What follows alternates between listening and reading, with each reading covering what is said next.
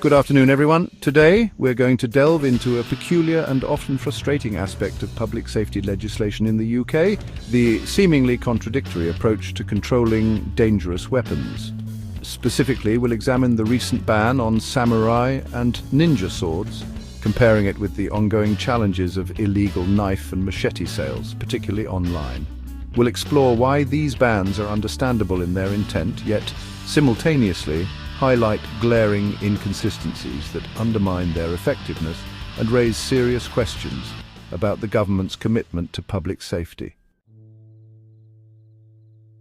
The recent ban on ninja swords coming into full force on August 1, 2025, with previous legislation addressing zombie-style knives and machetes in September 2024, is, at face value, a commendable step. The intention is clear: to remove from circulation weapons deemed to have no legitimate purpose beyond causing serious harm. The tragic case of Ronan Kanda, killed by a ninja sword, underscores the devastating consequences of such weapons falling into the wrong hands. It's understandable that the government, driven by public outcry and a desire to curb knife crime, would target items that are visually intimidating and inherently designed for combat. The logic is that by making these specific items illegal to possess, manufacture, import or sell, they will become less accessible and therefore less likely to be used in violent crime. However, herein lies the paradox. While the focus has been on these specific types of swords, often sensationalized in the media, the reality on the ground presents a far more complex and concerning picture.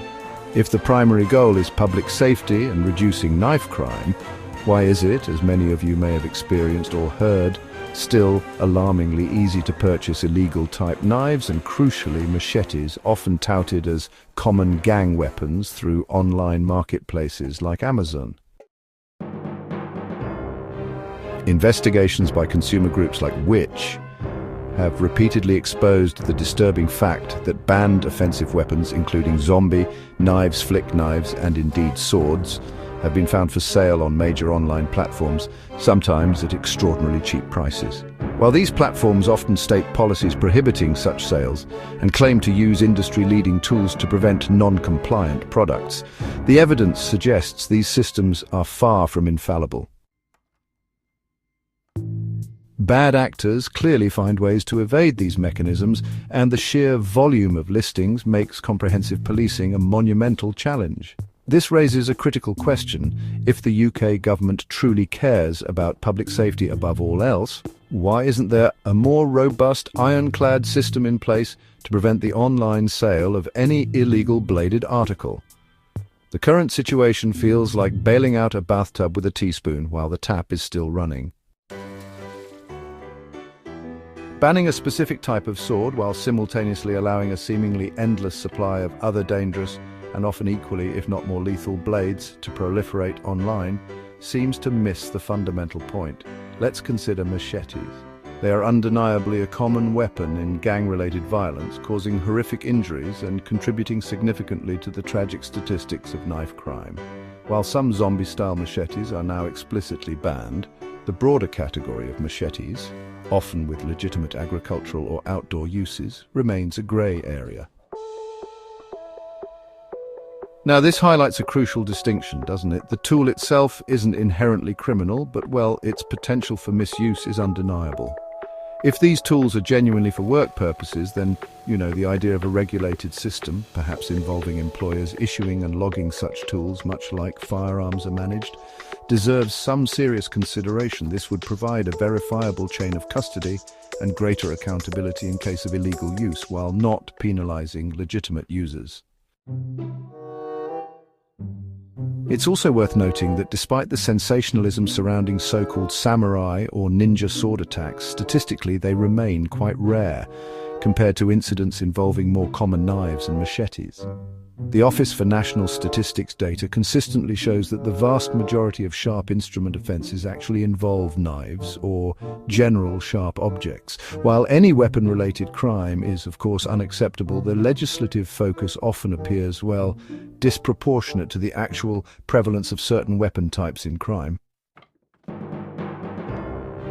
This is not to say that swords should be freely available, but rather to highlight the need for a comprehensive and pragmatic approach that tackles the most pervasive threats. So we circle back to the central point, the ease with which illegal-type knives and machetes can be acquired online. The disconnect is frankly stark.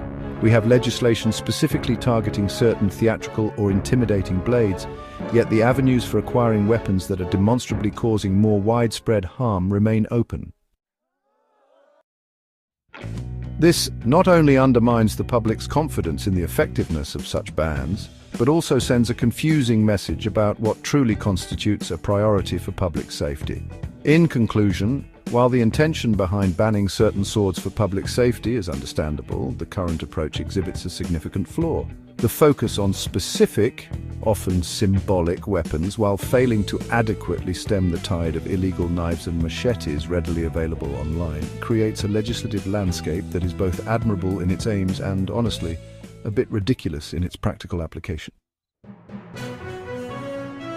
If the UK government is truly committed to halving knife crime and protecting its citizens, it must address the fundamental issue of online weapon sales with the same vigour it applies to specific bans, and perhaps consider more robust systems for the legitimate use of potentially dangerous tools.